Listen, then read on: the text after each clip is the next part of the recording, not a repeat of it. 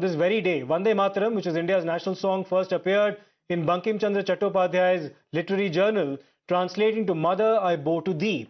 It was set to music by Rabindranath Tagore, and the rest is history. Now, the song went on to inspire generations of freedom fighters, becoming the anthem of India's awakening and a symbol of unity during the country's struggle for independence. Today, Prime Minister Modi inaugurated the 150-year commemoration ceremony and launched a nationwide celebration.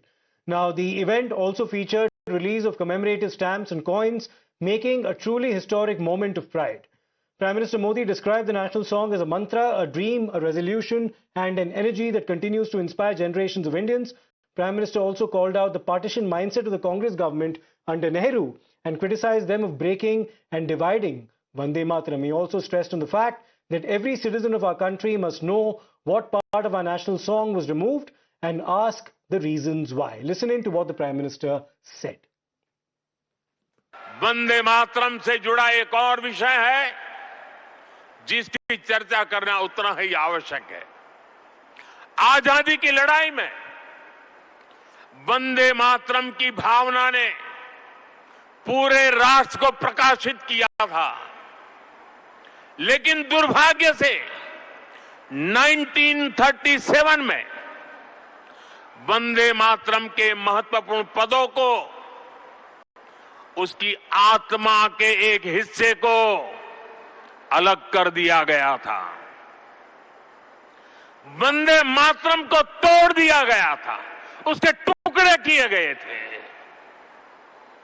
Vande Mataram के इस विभाजन ने देश के विभाजन के बीज भी बो दिए थे। राष्ट्र निर्माण का ये महामंत्र, इसके साथ ये अन्याय क्यों हुआ? बंकिम बाबू के पूरे मूल गीत की पंक्तियां हैं, तम ही दुर्गा 10 प्रहरण धारिणी, कमला कमल दल विहारिणी, वाणी विद्यादायिनी, नमामि त्वम नमामि कमलाम अमलाम अतुलाम सुजलाम शुभलाम मातरम वंदे मातरम। अर्थात भारत माता विद्यादायिनी सरस्वती भी है, समृद्धि दायिनी लक्ष्मी भी है, और अस्त्र शस्त्रों को धारण करने वाली दुर्गा भी है। हमें ऐसे ही राष्ट्र का निर्माण करना है जो ज्ञान, विज्ञान और टेक्नोलॉजी में शीर्ष पर हो, जो विद्या और विज्ञान की ताकत से समृद्धि के पर शीर्ष पर हो। Now, a political storm has erupted after Samajwadi Party MLA Mr. Abu Azmi declined a meeting of the BJP MLA Mr. Satam and his invitation for a mass recital of Vande Mataram near his residence. In response, now several BJP leaders and workers assembled outside Mr. Abu Azmi's house, singing the national song in unison as a mark of their protest. नहीं, तो जबरदस्ती का protest है ना, जबरन किसी को कोई चीज पढ़ाई नहीं जा सकती। जो एक अल्लाह को मानता है, जो अपनी माँ का भी सजदा नहीं करता, वो जमीन का सजदा, सूरज का सजदा नहीं कर सकता। ये इस्लाम में कहा गया है, और इस्लाम में सबसे बड़ा गुनाह अल्लाह का शरीक बनाना है। हम उसका अपोज थोड़ी करते हैं, हम तो हमेशा खड़े रहते हैं असेंबली के अंदर, पार्लियामेंट के अंदर, हम उसका सम्मान करते हैं, लेकिन मैं पढ़ नहीं सकता, इसलिए कि मैं अल्लाह की इबादत करता हूँ। अमेरिका ने 50% टैरिफ लगा रखा है, देश का युवा रोजगार मांग रहा है, देश का किसान अपनी समस्याओं को लेकर अलग से आंदोलनरत है। इन तमाम मुद्दों पे जवाब न देके देश को वंदे मातरम जैसी चीजों पे लाके भटकाने की कोशिश कर रहे हैं। वंदे मातरम के लिए किसी को बाध्य नहीं किया जा सकता है। जो खुशी से वंदे मातरम गाना चाहता है वो गाए, और जो नहीं गाना चाहता है, भारत का संविधान उसे इस बात की आजादी देता है कि वो उसको न गाए। It's really sad that our Prime Minister has nothing else to say rather than going into the past. If you see the recent Bihar elections, and if you have watched the speeches of our Prime Minister, there was nothing in it. There was no blueprint. There was no mention of employment, uplifting the youth, how to bring them up. No policies about healthcare, women empowerment, nothing at all. It was just Gunda Raj, Jungle Raj, nothing else. Ghuspaitiya.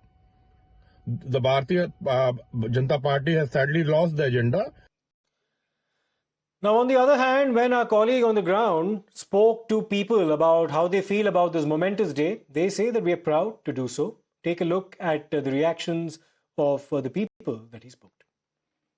वो तो हमें नहीं मालूम, लेकिन बोलना तो चाहिए। जब बच्चे स्कूल जाते हैं तो यही तो सब सिखाते हैं यार स्कूल में। और जो लोग ऐसी राजनीति करते हैं कि नहीं गाना चाहिए, क्या आप उनसे सहमत हैं? हाँ, नहीं, गलत है वो जो लोग बोल रहे हैं। यानी अगर हम हमारी मातृभूमि का अगर गुणगान कर रहे हैं, उसके लिए अपना जो अटूट प्रेम है अगर वो बता रहे हैं, तो वो तो अच्छी बात। गलत है वो जो बोल रहे हैं वो लोग। तो आप ये भी कोशिश करते हैं कि आपके जो बच्चे हैं वो भी ये गाएं स्कूलों में? हाँ, जरूर। अच्छा कर रहे हैं। गाना चाहिए, गाना चाहिए। तो ये हमारे देश को लेकर के हमारा जो प्यार है उसको बताता है, तो ये गाना सही है ना आपके? हाँ, गाना का, लेकिन जो इस पे राजनीति करते हैं, बोलते हैं नहीं गाना चाहिए, इसका विरोध करते हैं, उनको कुछ कहना चाहिए? नहीं, गाना गलत कर रहे, गाना चाहिए। देश के लिए गाया जाता है, अपनी मिट्टी के लिए गाया जाता है, इसमें जातिवादी का कोई सवाल ही पैदा नहीं होता है। और जो लोग हिंदू मुस्लिम करते हैं, राजनीति करते हैं, उन्हें क्या कहना चाहेंगे? ये गलत है, ये नहीं करना चाहिए। हमको सबको मिलके रहना चाहिए साथ में। राष्ट्र गाना है, कोई हिंदू मुस्लिम का नहीं है। जो बोलते हैं वो गलत बोलते हैं हिंदू मुस्लिम के बारे में, वो लोग झगड़ा लगाने के लिए बोलते हैं। ये राष्ट्र गाना है, हमारे लिए बहुत गर्व की बात है। Now, however, what should have been a day of celebration was overshadowed by political debates, particularly around the recitation of Vande Mataram and deletion of a particular stanza from the song. Now, leading the charge, the Congress president, Mr. Mallikarjun Kharge, trained his guns at the Rashtriya Swayamsevak Sangh, claiming that the RSS and the BJP never sung Vande Mataram or our national anthem. They avoided it. That's his claim. Now, despite universal reverence, joining the chorus is the Fatwa lobby as well, which opposes the nationwide recitation of our national song, describing it as coercive and describing the directive to sing the song as coercive and also un-Islamic. The BJP soon attacked the opposition for playing dirty games as far as our national song is concerned. Listen into the political reactions that have poured in now. This is a dirty game.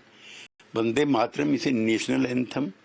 Jan Gan Man is also a national anthem, and one should not object on these sensitive issues, and religion does not come while singing the song, though Muslim they may be free to sing or not to sing the song. देखिए, वंदे मातरम केवल राष्ट्रगीत ही नहीं बल्कि राष्ट्रीय गौरव रहा है, और कांग्रेस की जो वर्किंग कमेटी ने जिस तरह से वंदे मातरम के टुकड़े टुकड़े किए उस वक्त, वो एक बहुत ही सांप्रदायिक संक्रमण से पीड़ित उस वक्त कांग्रेस की सोच रही है।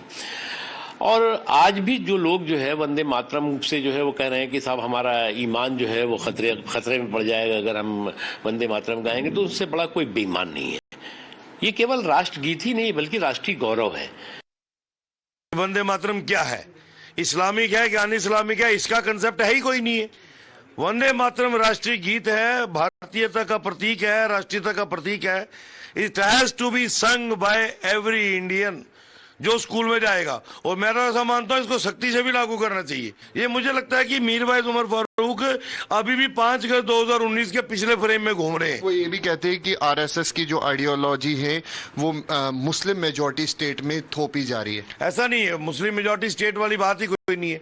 ये पूरे देश में लागू होगा, कश्मीर से कन्याकुमारी तक लागू होगा, और अगर वो किसी गलतफहमी के शिकार हैं तो वो निकाल दें। जैसे राष्ट्रगान का अभ्यास होता है वैसे ही राष्ट्रीय गीत का भी अभ्यास जो है हर स्कूल में होना चाहिए। We're slipping into a short commercial break right now. We'll come back with a lot more on the other side. Stay tuned.